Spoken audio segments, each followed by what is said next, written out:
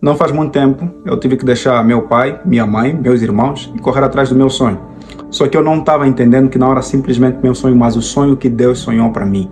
Estava sendo prestes a se concretizar, mas só que eu tinha que deixar uma grande coisa atrás. A minha família, os meus amigos e muita coisa que eu sempre amei. E o texto que meu pai recitou comigo quando eu estava saindo do meu país, da minha terra, do meu lugar de acômodo, é o texto de Gênesis no capítulo 12, versículo 1, e eu queria ler com você aqui. O Senhor disse a Abraão: saia da sua terra e da sua parentela e da casa de seu pai e vá para a terra que lhe mostrarei.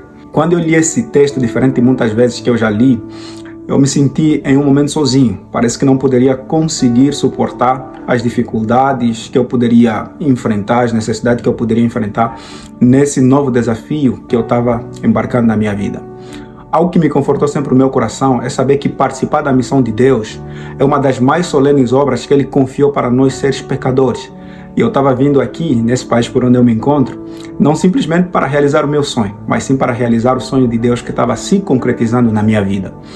E eu estava certo que dificuldades poderiam enfrentar, muitas necessidades poderiam ocorrer ao longo da caminhada, mas de uma coisa também eu tinha certeza, de que a presença de Deus era suficiente para me sentir completo e realizar a obra que Ele confiou para mim. E fazendo um paralelo de Gênesis capítulo 12, versículo 1 que eu li aqui, falando sobre o chamado de Abraão para sair da sua terra e para uma terra que o Senhor poderia lhe mostrar, é que Deus estava chamando Abraão não somente para participar de uma missão que Deus sonhou, que é de fazer conhecer todas as nações sobre o seu amor e sobre a sua salvação. E fazendo esse paralelo com Mateus capítulo 28, o versículo 16, por onde começa a grande comissão, eu queria recitar com vocês aqui, diz o seguinte: os 11 discípulos partiram para Galileia, para o monte que Jesus lhes havia designado.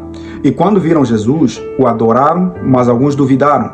Versículo 18, Jesus aproximando-se falou-lhes, dizendo: toda autoridade me foi dada no céu e na terra, portanto, vão, façam discípulos de todas as nações, batizando em nome do Pai, do Filho e do Espírito Santo, ensinando-os a guardar todas as coisas que vos tenho ordenado. E eis que estou convosco todos os dias até os fins da terra. Se você perceber as duas perícopes, que são breves textos narrativos, do versículo 19 e do versículo 20, você vai entender que Jesus fala, vão. E estudando as estruturas dos 5 sermões que nós encontramos no Evangelho de Mateus, você percebe que aqui no versículo 28 é o grande ápice. Eles já foram ensinados por Jesus durante 3 anos e meio do seu ministério. Jesus agora estava comissionando eles para poderem sair para fazer discípulos de todas as nações. Você pode perceber que alguns poderiam deixar certas responsabilidades, poderiam deixar empregos, poderiam deixar esposa, poderiam deixar família para poder participar da grande comissão de levar a salvação para todos os perdidos. E eu queria analisar um outro paralelo para nós compreendermos isso que eu estou querendo falar para você. E eu quero que você volte no capítulo 19 de Mateus, no versículo 25 específico. Nós encontramos a história do jovem rico, que ele chega já conversando com Jesus. O que eu tenho que fazer para poder herdar a vida eterna?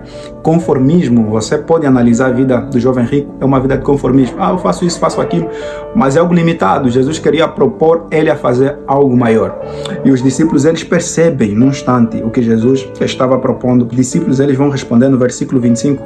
Ouvindo isto, os discípulos ficaram muito admirados e perguntaram: sendo assim, quem pode ser salvo? Se ele ajudava e fazia o bem, então podemos perceber que está mais claro de que aquilo não era suficiente, que ele tinha que se desprender do seu conformismo e fazer algo maior que Jesus estava propondo para ele. O versículo 26 fala assim: Jesus, olhando para eles, disse: para os seres humanos isto é impossível, mas para Deus tudo é possível. A salvação dos pecadores é algo possível para Deus, mas impossível para o ser humano. E no versículo 27 nós encontramos Pedro tomando a palavra. Essa é a parte que eu quero que você preste atenção. Pedro fala assim: eis que nós deixamos tudo e te seguimos, Senhor.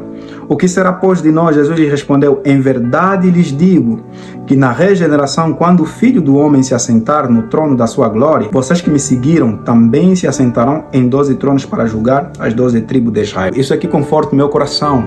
Eu fico me perguntando, ai de mim, se não poderia ouvir o chamado de Deus para sair da minha zona de conforto. Eu não falo de vir aqui para poder fazer uma faculdade e realizar o meu sonho de me formar, porque isso é importante para a minha vida acadêmica, para a minha vida profissional.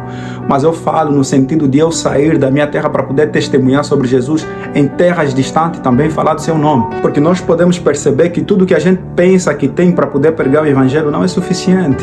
Salvação é algo impossível para o ser humano, mas possível para Deus. E Deus quer mover pessoas a saírem da sua zona de conforto para poderem levar a mensagem do Evangelho em todas as gerações. E analisando a cena, Jesus dizendo para seus discípulos: vão e façam discípulos de todas as nações, ensinem a guardar todas as coisas que vos tenho ordenado, batizem em nome do Pai, do Filho e do Espírito Santo.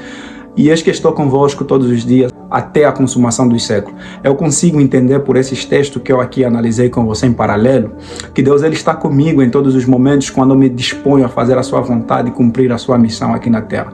Porque a missão de Deus é a minha missão também. Todas as férias, quando eu saio para participar do projeto evangelístico da colportagem, eu vou em muitas zonas desertas desse Brasil.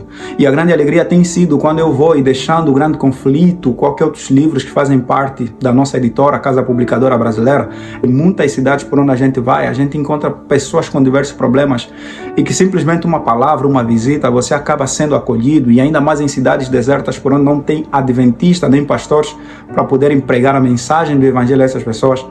Eu vou dizer no final que valeu a pena deixar famílias e amigos para poder seguir a grande comissão que Jesus deixou para todos nós. E esse é o maior privilégio que eu sinto, que sempre sentirei quando eu contemplar pessoas que através da minha visita, que através de eu deixar o meu conforto, elas conheceram Jesus. E Ellen White fala que esses livros que a gente deixa na casa das pessoas servirão nos últimos dias como mensageiro silencioso. E eu queria terminar esse estudo com uma citação de Ellen White que está no livro Atos dos Apóstolos, na página 19. Ela fala assim: Cristo não disse aos seus discípulos que a obra seria fácil, mas não seriam deixados a lutar sozinhos. Assegurou-lhes que estaria com eles e, se avançassem com fé, seriam protegidos pelo Onipotente.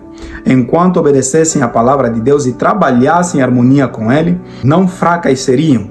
Vão a todas as nações, Ele ordenou, até as mais distantes partes do mundo habitado, e estejam certos de que a minha presença estará com vocês ali também. Trabalhem com fé e confiança, pois nunca os deixarei. Estarei sempre ajudando vocês a executar suas tarefas. Estarei guiando e confortando e santificando e sustentando vocês, tornando-os bem-sucedidos quando falarem, de maneira que suas palavras atraiam a atenção dos outros para o céu. E é isso que eu sinto todas as vezes que eu saio. Jesus tem sustentado a minha caminhada. Algumas vezes eu tenho recebido mensagem de pessoas: como é que você se mantém ali nesse país distante, longe da família, dos amigos? Como é que você ganha vida? Como é que você consegue pagar a tua faculdade? Eu queria que você grifasse essa última parte, que ela fala assim: trabalhem com fé e confiança, pois nunca os deixarei. Estarei sempre ajudando vocês a executar as suas tarefas. Estarei guiando, confortando, santificando e sustentando vocês e tornando-os bem-sucedidos quando falarem, de maneira que suas palavras atraem a atenção dos outros para o céu. Deus está disposto a sustentar e a cuidar de todo obreiro que se coloca à disposição para lhe servir em qualquer parte e em qualquer condição que foi oferecida. Deus ele chama obreiros que se consagram, obreiros que entendam o princípio de servirem fielmente na sua obra. Eu nunca vi ninguém que abriu mão de tudo para poder fazer parte da grande comissão que foi abandonada por Deus. Deus sempre sustentou, Deus sempre acompanhou a caminhada dos seus filhos, seus obreiros. Possa ser esse espírito que mova o teu coração, que você possa se levantar da tua zona de conforto e entender que a grande questão nem sempre é quem está na igreja, mas quem será enviado da igreja para os outros lugares. Chega de fazer parte de grupos e lugares religiosos onde tem pessoas que não querem mudar. Seja você a parte da mudança, seja o chamado de Deus, saia da tua zona de conforto. Podemos orar? Querido Deus, querido Pai, todos os dias nos colocamos à tua disposição para participar da grande comissão. O Senhor chamou pessoas não eloquentes, o Senhor chamou pessoas disponíveis para fazerem parte da tua missão, da pregação do Evangelho a este mundo, Pai. Que o Senhor possa levantar esse jovem, essa jovem que está me ouvindo, quer fazer parte da tua obra. Que o Senhor possa lhe mover, fazer entender que o Senhor, Ele chama, cuida, protege, e que a maior recompensa será a eternidade que nos espera, Pai. Porque a alegria será chegar nos céus, abraçarmos as pessoas que foram impactadas através das visitas, através das palavras de alento, de ânimo que nós levamos em cada visita que nós realizamos. Que o Senhor possa nos abençoar e nos fazer parte ativa dessa missão. Obrigado por colocar dentro do nosso coração o desejo de te servir. Que o Senhor continue a nos abençoando, nos protegendo, mesmo quando vier dificuldade, que nunca possamos desistir, olhar para trás, entender que o Senhor está à nossa frente. Cuidar de tudo, Pai. Nos abençoe, proteja-nos, em nome de Jesus. Amém.